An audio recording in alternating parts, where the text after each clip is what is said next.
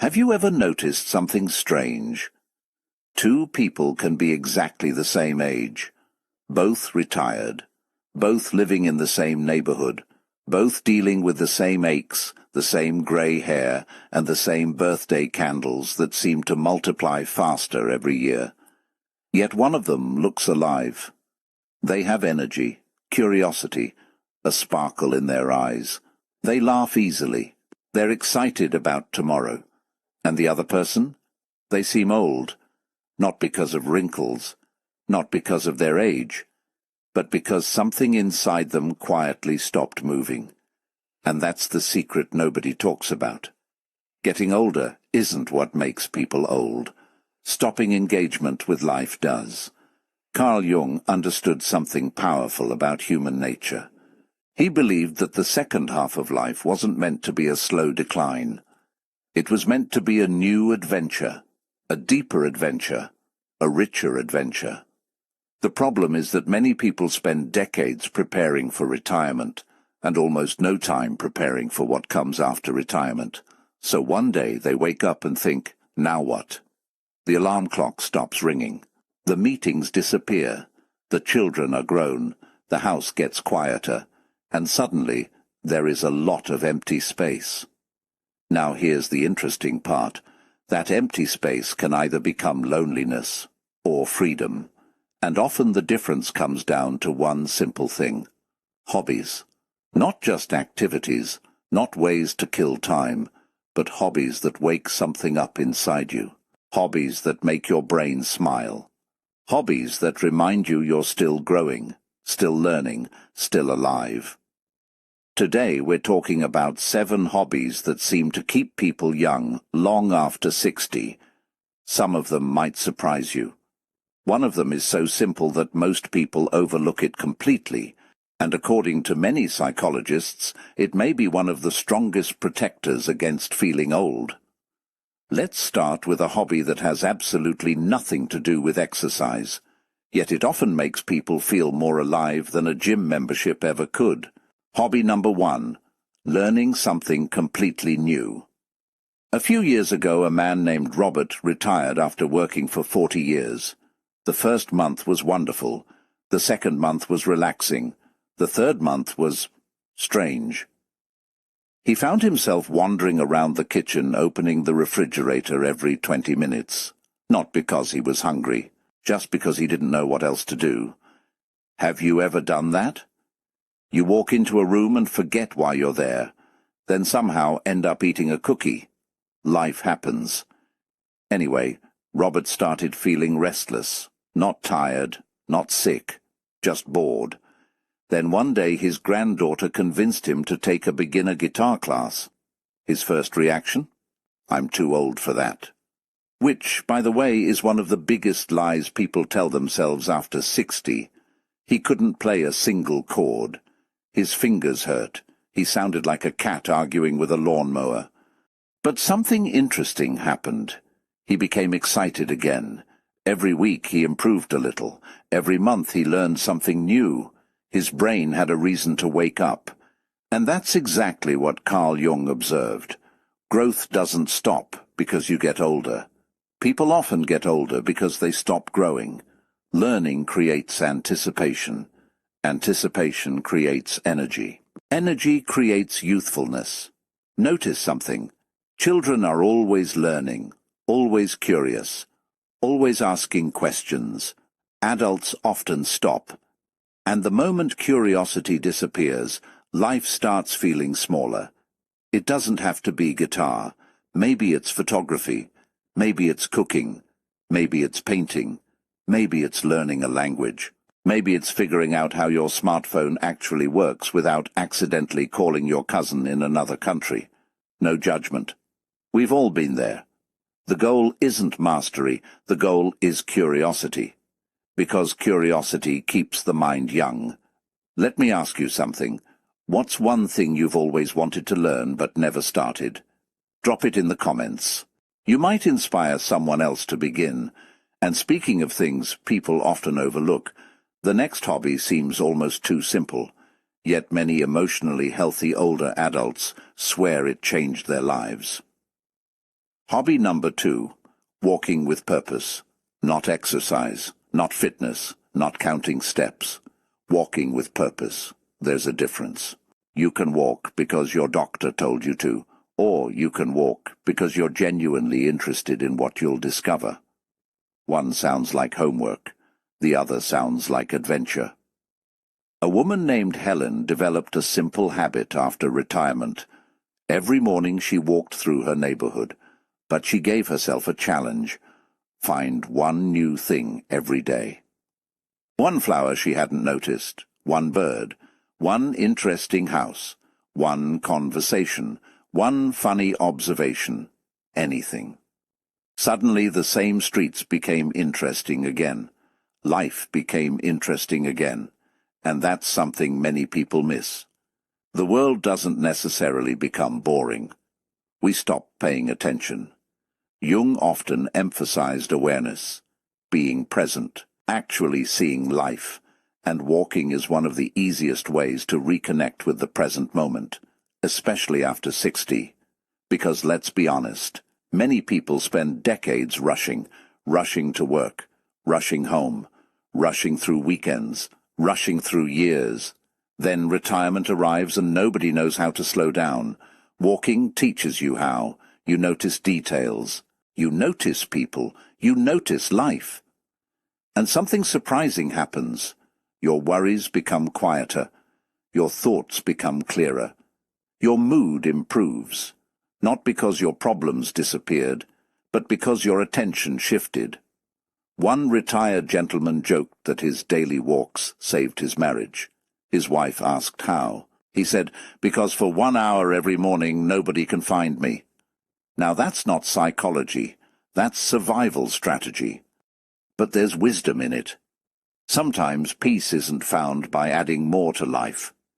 Sometimes it's found by stepping outside and taking a slow walk. And the next hobby takes this idea even further. In fact, it may be one of the most powerful ways to keep your spirit young no matter what age you are, and almost nobody expects it. Hobby number 3, meaningful conversations. Now this next hobby doesn't usually show up on lists. Nobody wraps it up in fancy packaging. Nobody sells expensive equipment for it. And yet it may be one of the strongest anti-aging habits on this entire list. Having meaningful conversations, not small talk. Not arguing on the internet with someone whose profile picture is a cartoon dog. Real conversations. The kind where you leave feeling lighter. The kind where somebody truly sees you. A lot of people retire and accidentally become isolated. Not because they want to. Life just changes. Co-workers disappear. Children get busy. Friends move away. Schedules stop overlapping. And slowly, without realizing it, entire days pass without a genuine conversation. Carl Jung believed that human beings are deeply connected creatures. We discover ourselves through relationships. And when those connections fade, something inside us can begin to shrink. I remember hearing about a retired teacher named Margaret. She wasn't lonely exactly.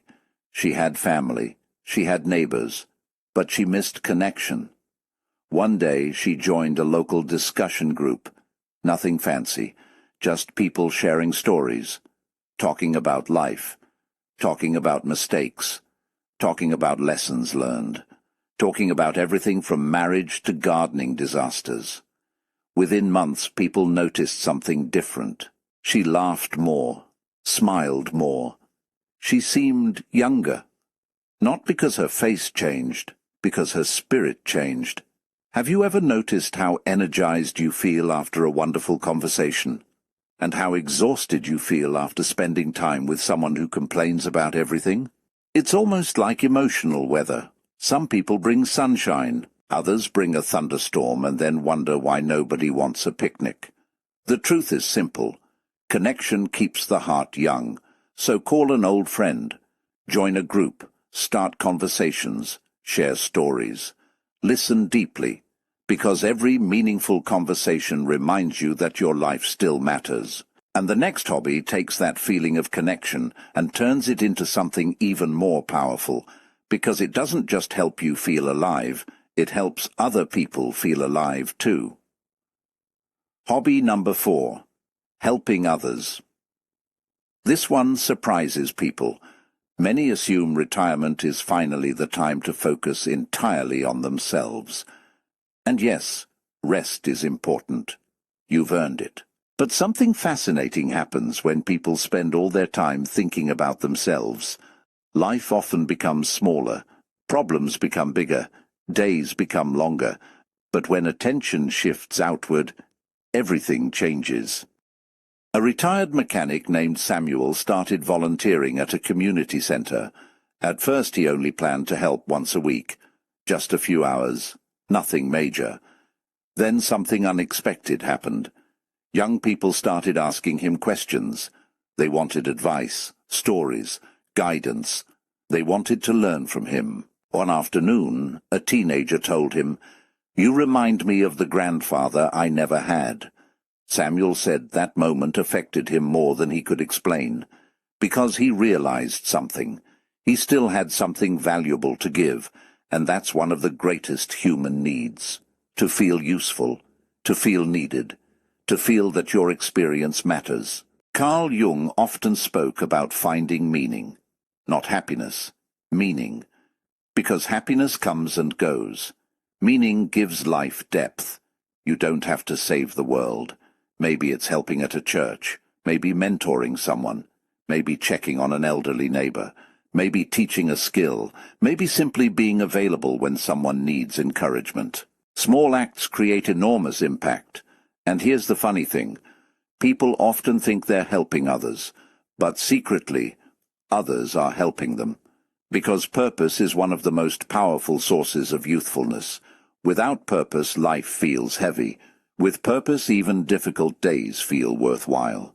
But there's another hobby that quietly changes people from the inside. And if you've ever felt overwhelmed, stressed, or emotionally exhausted, this one may become your favorite. Hobby number 5. Creating something with your hands.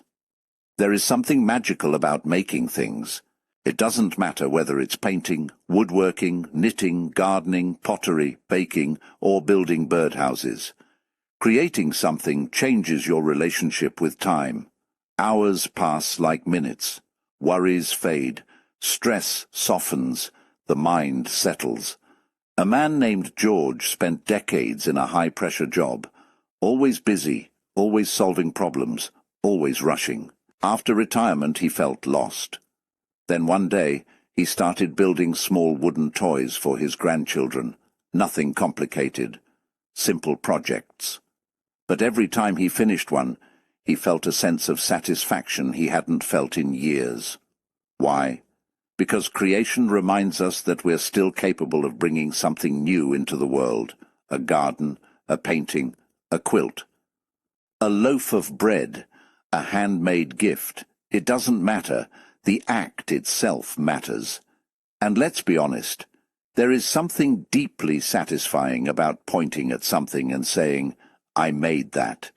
Especially when nobody thought you could. Especially when you didn't think you could. And speaking of surprising hobbies, the next one might be the most overlooked source of youthfulness in modern life, because it asks you to do something many adults have forgotten how to do. Play. Hobby number 6. Play without a purpose. When was the last time you did something purely because it was fun, not productive, not profitable, not practical? Just fun.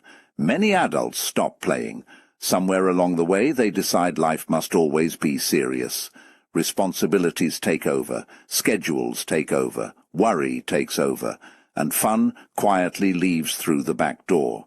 Children understand something adults forget. Play isn't a waste of time. It's fuel. Think about it. Have you ever watched grandparents chasing grandchildren around the yard? They're laughing. They're being silly. They're making ridiculous noises. And somehow they look 20 years younger. Coincidence? Probably not.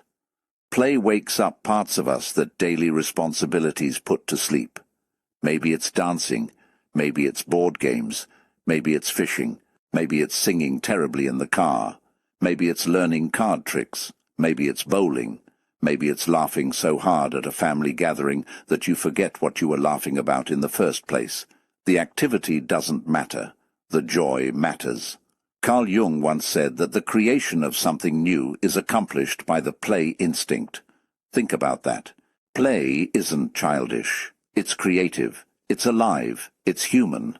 And now we come to the final hobby. In many ways, this one ties everything together, because it may be the most powerful habit for staying young emotionally, spiritually, and psychologically. Hobby number 7. Exploring your inner world. This is where Jung's wisdom becomes especially meaningful. Most people spend their entire lives learning about the world. Very few spend time learning about themselves. And yet, the second half of life is often the perfect time to begin. Journaling, reflection, meditation, prayer, quiet thinking, reading meaningful books, asking deeper questions. These practices help people understand themselves better, not to become serious, not to become withdrawn, but to become free. A woman named Clara started journaling after 65. At first, she simply wrote about her day. Then she started writing about memories, lessons, regrets, dreams, things she never had time to process. Years later, she said something beautiful. She said, "For the first time, I feel like I know myself." What a powerful statement. Many people grow older without ever meeting themselves deeply. Jung believed that later life offers a unique opportunity, an opportunity to become whole, to stop pretending, to stop chasing everyone else's expectations, to become more fully yourself. And perhaps that is the greatest form of youthfulness, because nothing is more exhausting than pretending, and nothing feels lighter than authenticity. So here we are, 7 hobbies, 7 simple paths, learning something new, walking with purpose, meaningful conversations, helping others, creating with your hands, playing again, exploring your inner world. Notice something. None of these hobbies require perfect health. None require wealth. None require being young. In fact, they become more valuable with age. Because aging is not the loss so many people